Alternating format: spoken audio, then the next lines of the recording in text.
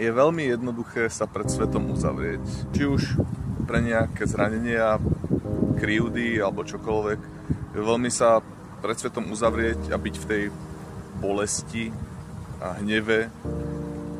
Ale keď sa človek takto chráni, aspoň v mojom prípade to je, môže to byť na nejaký čas dobré sa tak vzdialiť, ale aspoň v mojom prípade to býva na dlhšie, ako by bolo treba. A keď sa takto chránim, alebo chránime pred bolesťou, tak sa chránime aj pred tou láskou. Čiže už láskou druhých ľudí, alebo tou Božou láskou, lebo teda Boh nás stvoril z lásky. A chce, aby skrz nás plynula tá láska na druhých ľudí. A nechce, aby sme sa skrývali v strachu a takej beznádeji, že okolitý svet nám chce ubližiť. Takže chcem ťa tak povzbudiť,